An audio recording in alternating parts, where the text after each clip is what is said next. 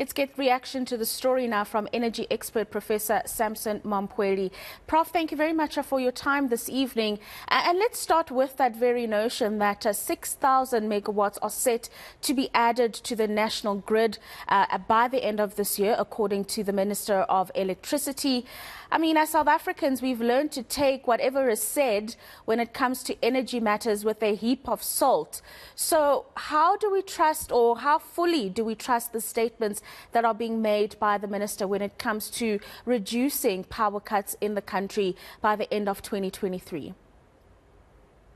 Good evening to you and the viewers. One can confirm that if we look at the energy action plan and we look at the various efforts by government, and we assume that the various efforts by government will be implemented, there will be a follow-through in terms of the implementation.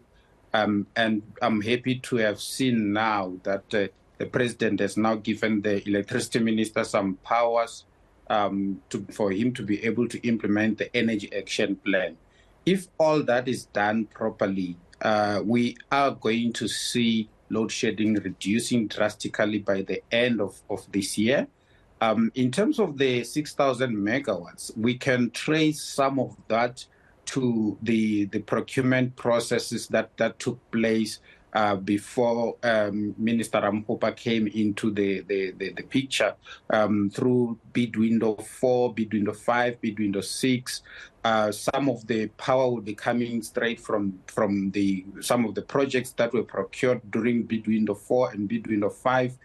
Some of the projects will be reaching commercial operation.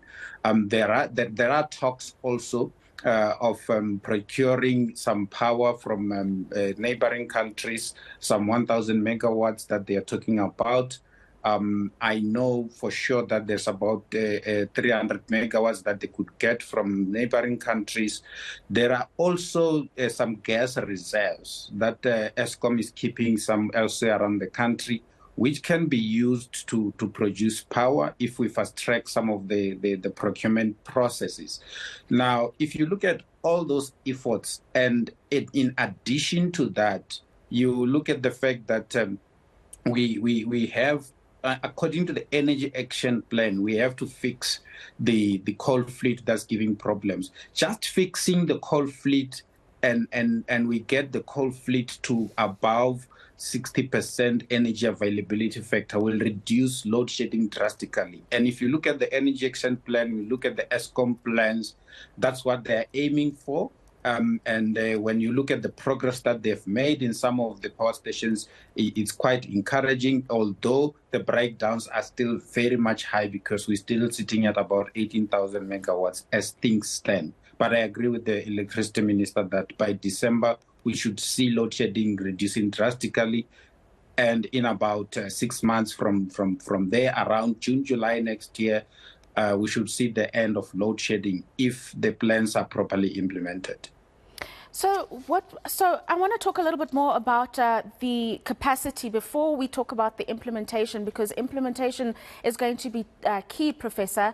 When we talk about capacity, the minister spoke about new capacity coming on with the restoration of some components at Kusile, the building of a flue, for example, which will add new capacity. But is this actually new capacity, or is it something that was originally supposed to be there, but because of mismanagement and the lack of completion of these projects at power plants like Kusile, we sit where we are trying to create immediate solutions for what has become a decades-long problem?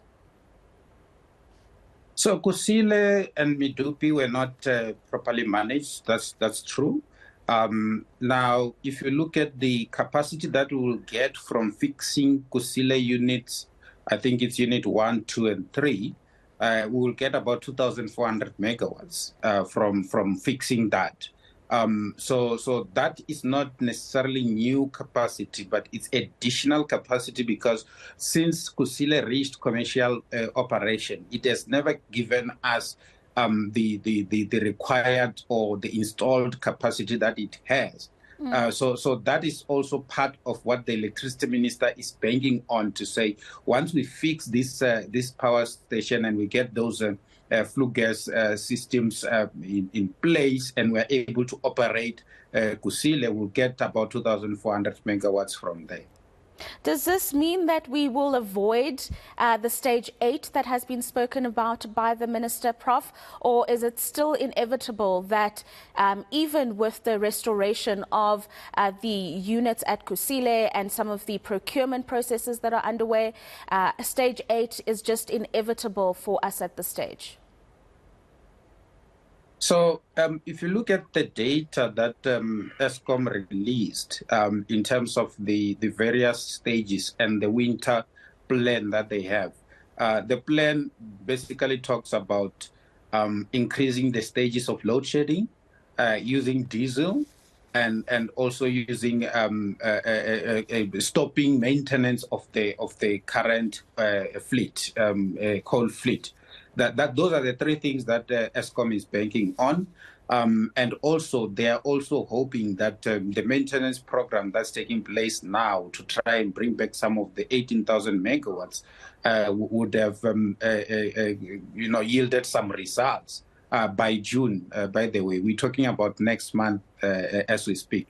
I don't see us not avoiding higher stages of load shedding during this particular winter. I see us going through a very rough winter.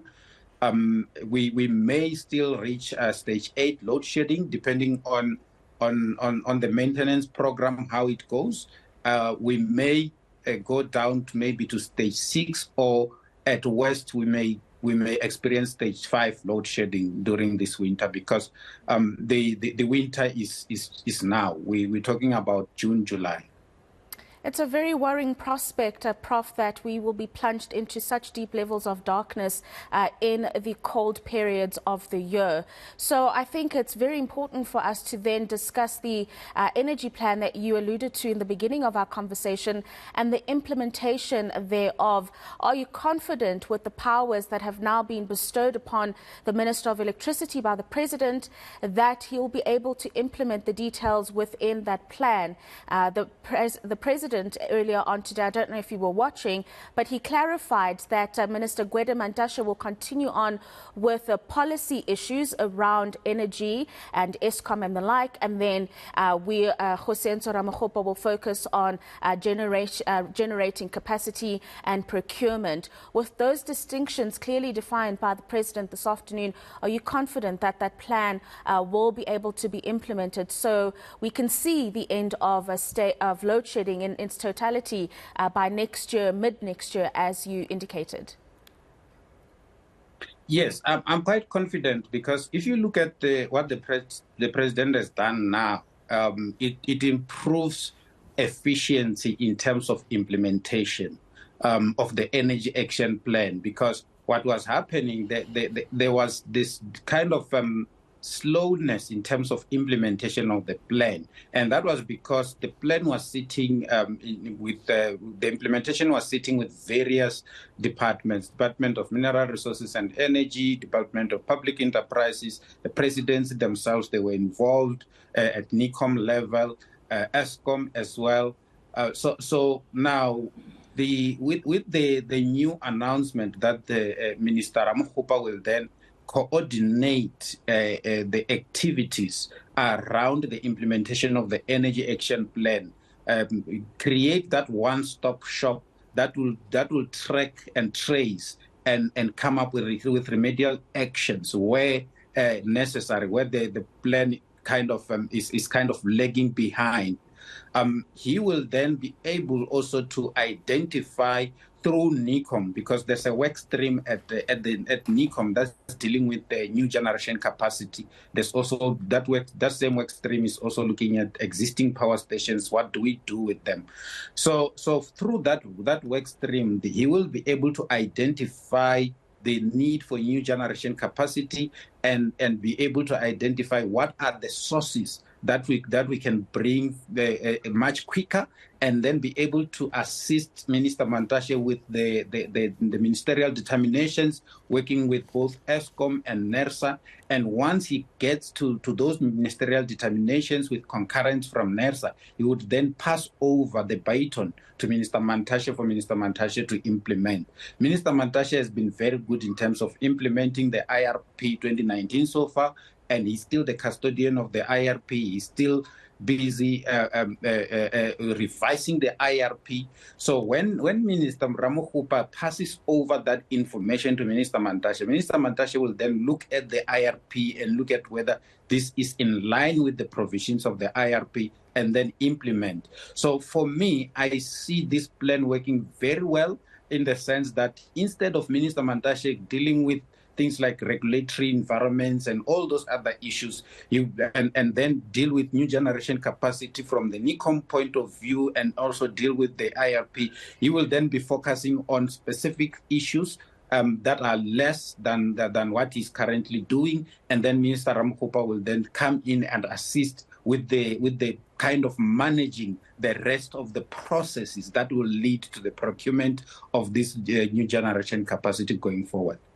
Thank you very much for that, Professor. That is energy expert Professor Sampson Mamphweli joining us this evening to speak about the energy crisis, the idea that 6,000 megawatts will going to be added onto the national grid by the end of this year, and of course the role that is now going to be played by Minister of Electricity Kgosientsho Ramokgopa. Ultimately, as you've just heard there, the policy and the implementation of different contracts still lies with Minister Mantashe, but the groundwork will be with the Minister of Electricity.